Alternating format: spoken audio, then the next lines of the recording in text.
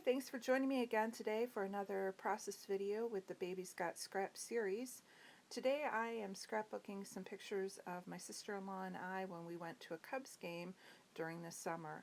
So I'm just taking the two horizontal photos that I have, one of the two of us and one of the field, and I'm just going to put that like a band across the bottom, and then I'm going to put the other picture across the top. Now this multicolored paper is very busy, so to tone it down a little bit, I'm just going to use it as matting. So if you ever see a busy piece of paper and you think, oh, there's no way I can use it, just use it for small layers and bits, and it just brings out more of the colors for you without being like in your face. So, and then I'm going to take those that chevron band, and I'm going to put that across the middle, and then I'm going to take the two horizontal photos and I am going to mat those onto the grid paper. And here we go. So now the way I have the chevron right now is I have it where the top photo is tucked into it. I'm actually going to change that around in a few minutes, and I was kind of trying to like cover up a few of the people that were in the photo. And by tucking it in, what had happened was instead of it being a crowd of people, it seemed to emphasize the people.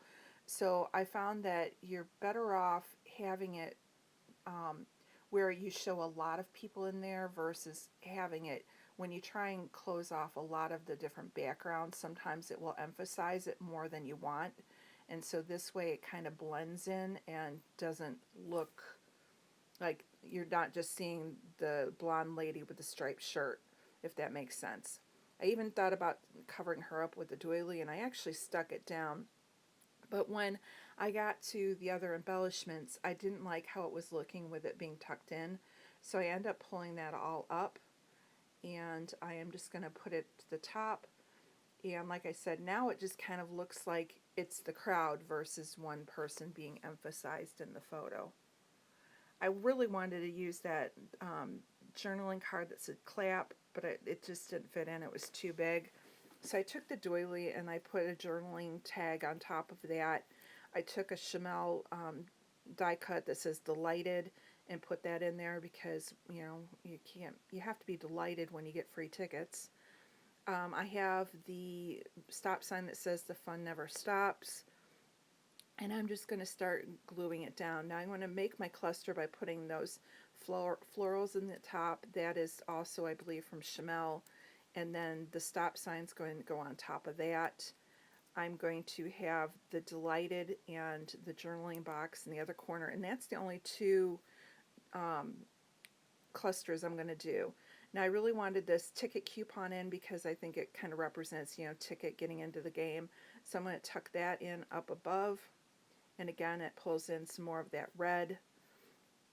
And now I'm going to put in my photo corners in each of the bottom corners to bring a little of the pink down. I was able to use these very old, baseball border strips, so now those are gone, which makes me happy. And the last thing I'm going to do for embellishments, after I put the summertime fun down, is I'm going to put some enamel stars around.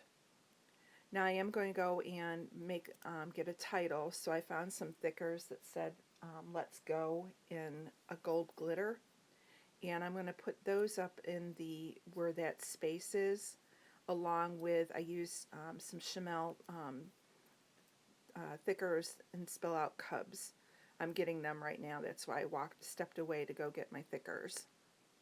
So I wasn't sure what color I was going to use. I was looking at using the blue, and then when I flipped them over, I'm like, oh yeah, they came in red too. So I really like the Let's Go, and I was just trying to figure out a way of, you know, again saying Cubs. And then when like I said, here's where I flip it over and go, oh, red.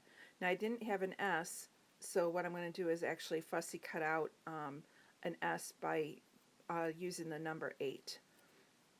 So here I have Cubs, and now I'm just going to MacGyver the 8 into an S. And you can never tell that I MacGyvered. So then I'm going to grab those thickers and use the word let's go.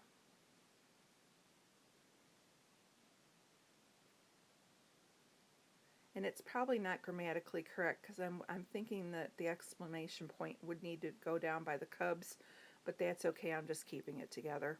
So anyone with English majors, sorry.